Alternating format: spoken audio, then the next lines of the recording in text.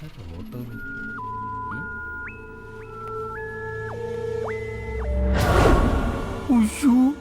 ഇവളെന്താ ഇവിടെ കംപ്ലീറ്റ് കലങ്ങുമല്ലോ.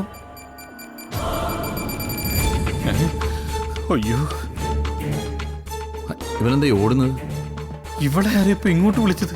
ഓ എന്റെ ഭഗവാനെ, എന്തൊക്കെയാവോ എന്തോ ഇനി.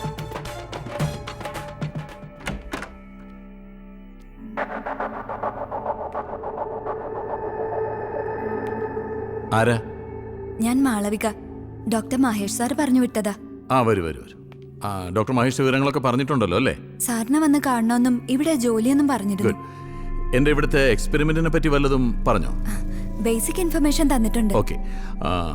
എത്ര വർഷമായി മഹേഷിന്റെ ഹോസ്പിറ്റലില്? 4 വർഷം. വരൂ. എന്റെ പരീക്ഷണത്തിൽ ഉൾപ്പെട്ടിരിക്കുന്നത് ഒരു പുരുഷനാണ്.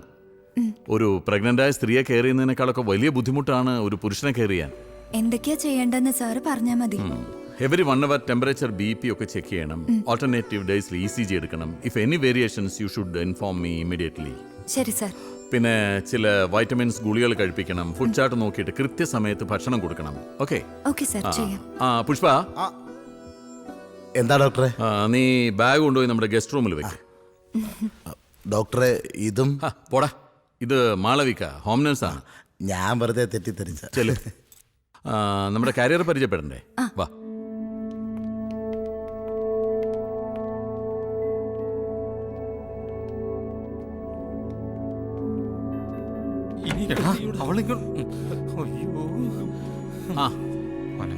ഇതെന്താ രണ്ടുപേരും പുറംതിരിഞ്ഞ് നിൽക്കുന്നത്? ഇങ്ങോട്ട് നോക്ക്.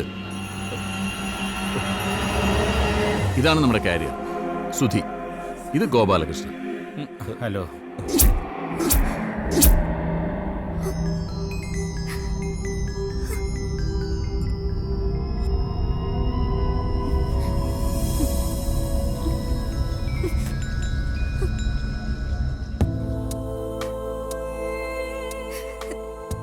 മാളു,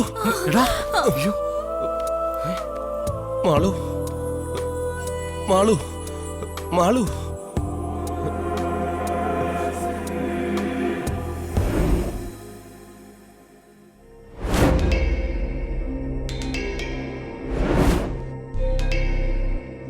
എല്ലാം ഒരു നിമിത്തമായി എന്ന് വേണം കരുതാൻ. അല്ലെങ്കിൽ ഏതെങ്കിലും ഒരു നേഴ്സ് വരേണ്ട അടുത്ത് മാളവിക തന്നെ വരില്ലല്ലോ. ഒന്നും മനഃപൂർവ്വമല്ല. നിന്നോട് പറഞ്ഞാൽ നീ ഒരിക്കലും സമ്മതിക്കില്ല എന്ന് കരുതി. മാളു, ഞാൻ മാളവിക, സുധി ഒരു വലിയ കണ്ടുപിടുത്തത്തിന്റെ ഭാഗമാകാൻ പോവുകയാണ്. അതിൽ മാളവിക അഭിമാനിക്കല്ലേ വേണ്ടത്? മെഡിക്കൽ ഫീൽഡിൽ വർക്ക് ചെയ്യുന്ന മാളവികയോട് ഞാൻ പറഞ്ഞു തരണോ ഇതിന്റെ പ്രാധാന്യത്തെ പറ്റിയൊക്കെ? ഇപ്പോ എനിക്കെല്ലാം ബോധ്യമാവുന്നുണ്ട്. സുധിയേട്ടനെ ഞാൻ ഈ രൂപത്തിൽ ഇവിടെ പ്രതീക്ഷിച്ചില്ല. പെട്ടെന്ന് കണ്ടപ്പോ ഞാൻ ആകെ ഷോക്കായിപ്പോയി. ഇപ്പോ ഞാൻ പൊരുത്തപ്പെട്ടു വരിക. Good. Proud of you Malavika. Sudhi, you are lucky.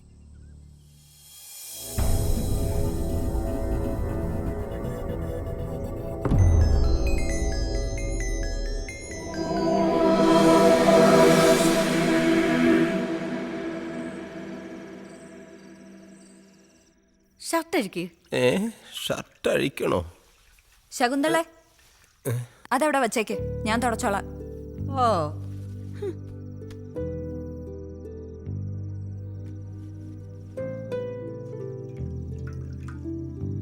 Shirt ഊരു. Malu, എന്താ നീ പരിചയമില്ലാത്തവരെ പോലെ? എന്റെ അവസ്ഥയെല്ലാം ഞാൻ നിന്നോട് പറഞ്ഞതല്ലേ. ഈ കുഞ്ഞിന്റെ ജനനം വരെ നിങ്ങളോടൊപ്പം ഞാനും ഉണ്ടാവും, ഒരു നല്ല നേഴ്സായിട്ട്. അതിനുശേഷം പിന്നെ എൻ്റെ ജീവിതത്തിൽ നിങ്ങൾ ഉണ്ടാവില്ല. നിങ്ങളുടെ ജീവിതത്തിൽ ഞാനും.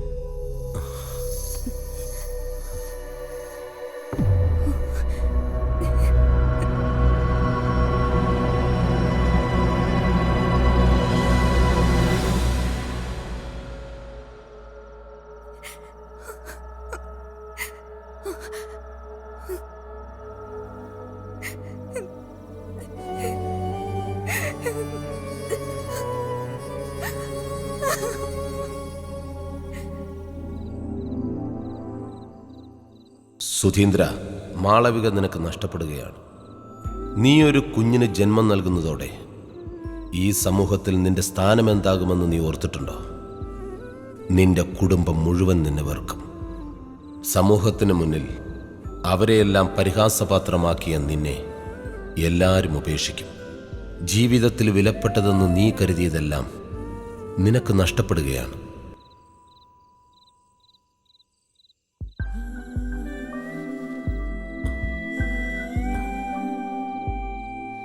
എന്റെ ജീവിതം തീർന്നു പോയല്ലോ ഡോക്ടർ. ഛേ, എന്നാര് പറഞ്ഞു? ഞാൻ ഈ കുഞ്ഞിന് ജന്മം നൽകുന്നതോടെ സമൂഹത്തിൽ, കുടുംബത്തിൽ, ബന്ധുക്കളുടെയും സുഹൃത്തുക്കളുടെ ഇടയിൽ ഞാനൊരു വെറുക്കപ്പെട്ടവനാകും. ഡോക്ടർ, എനിക്കിതിൽ നിന്നൊരു മോചനം ഉണ്ടാവോ?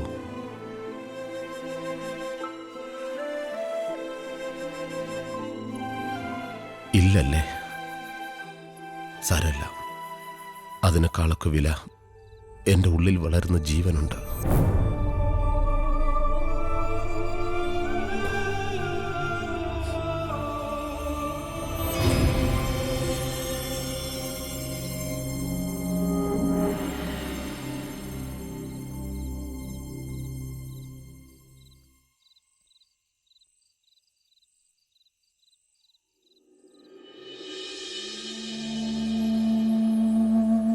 ഡോക്ടർ, എനിക്കിതിൽ നിന്നൊരു മോചനം ഉണ്ടാവോ? ഇല്ലല്ലേ? സാരല്ല, അതിനേക്കാളൊക്കെ വില എൻ്റെ ഉള്ളിൽ വളരുന്ന ജീവനുണ്ട്.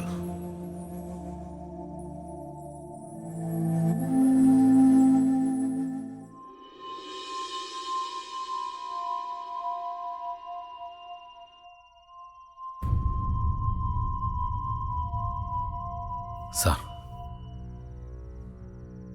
എൻ്റെ സുധി ഒരു പാവാ. സാറ് വിചാരിച്ചാലേ ഈ ഊരാക്കുടിക്കുന്ന അവനെ രക്ഷിക്കാൻ പറ്റൂ. എത്ര ദിവസമായെന്നറിയോ അവൻ സ്വസ്ഥമായിട്ടൊന്ന് ഉറങ്ങിയിട്ട്. ഇത് കണ്ടിട്ട് എനിക്ക് സഹിക്കാൻ പറ്റുന്നില്ല. സുധിയെ ആശ്വസിപ്പിക്കുകയും അവന് ആത്മവിശ്വാസം പകർന്നു കൊടുക്കുകയും ചെയ്യേണ്ടത് നീയാണ്. എനിക്ക് കഴിയില്ല സാർ. എന്തുകൊണ്ട്? അവനെപ്പറ്റി സാറിനൊന്നും അറിയില്ല. എനിക്കറിയാത്ത എന്ത് കഥയാണ് അവനുള്ളത്? സുധി ഡിഗ്രിക്ക് പഠിക്കുമ്പോഴാണ് അവൻ്റെ അച്ഛൻ ഗൾഫിന് പോകുന്നത്. ഡ്രൈവറായിട്ട്. അവൻ്റെ അച്ഛൻ ഓടിച്ചിരുന്ന വണ്ടി അപകടത്തിൽപ്പെട്ട് ഒരാൾ മരിച്ചു. അച്ഛൻ ജയിലിലായി. വീടും പറമ്പും പണയപ്പെടുത്തി 20 ലക്ഷം രൂപ നഷ്ടപരിഹാരം കൊടുത്തിട്ടാ അവൻ്റെ അച്ഛനെ ജയിലിൽ നിന്ന് ഇറക്കിയത്.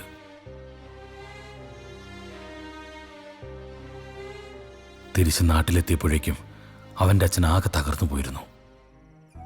തൻ്റെ കൈപ്പിഴ കൊണ്ടൊരാൾ മരിച്ചതിലുള്ള കുറ്റബോധം, പിന്നെ 2 പെൺമക്കളടക്കമുള്ള കുടുംബത്തിൻ്റെ ആകെയുള്ള കിടപ്പാട് നഷ്ടപ്പെടുത്തിയതുള്ള ദുഃഖം. അവൻ്റെ അച്ഛൻ ആത്മഹത്യ ചെയ്തു. സങ്കടങ്ങളെല്ലാം ഉള്ളിലൊതുക്കി ചിരിച്ചും ചിരിപ്പിച്ച് നടക്കുകയാണ് സർവൻ. സ്വന്തം കുടുംബത്തിനു വേണ്ടി മാത്രമാണ് അവൻ ജീവിക്കുന്നത്. വിവാഹപ്രായമെത്തിയ ഒരു പെങ്ങളുണ്ട്. 7ാം ക്ലാസ് മുതൽ മനസ്സിൽ കൊണ്ടു നടക്കുന്ന ഒരു കാമുകിയുണ്ട്. അവനെ ഓർത്ത് മാത്രം ജീവിക്കുന്ന ഒരമ്മയുണ്ട്. എൻ്റെ ഈ പരീക്ഷണം ഒന്ന് പൂർത്തിയാവട്ടെ. അവൻ്റെ എല്ലാ പ്രശ്നങ്ങളും പരിഹരിക്കാനുള്ള പണം ഞാൻ കൊടുക്കാം. ആ പണം കൊണ്ട് അവന് നഷ്ടപ്പെട്ടതെല്ലാം തിരികെ വാങ്ങാൻ പറ്റുമോ? സാറിന് പ്രശസ്തി നേടാനുള്ള പരീക്ഷണത്തിൽ അവനെ ഒരു കരുവാക്കാതെ സാർ ഒരല്പം മനുഷ്യത്വം കാണിക്കണം. ഗോപാലകൃഷ്ണൻ, ഈ അവസാന ഘട്ടത്തിൽ ഇങ്ങനെ സംസാരിക്കരുത്. സാറേ, ഭാര്യയും മകളെ പിരിഞ്ഞു ജീവിക്കുന്ന സാറിന് കുടുംബജീവിതത്തിന്റെ വില അറിയില്ല. ഇതെൻ്റെ ഒരു അപേക്ഷയാണ്. എങ്ങനെയെങ്കിലും സാർ അവനെ രക്ഷിക്കണം.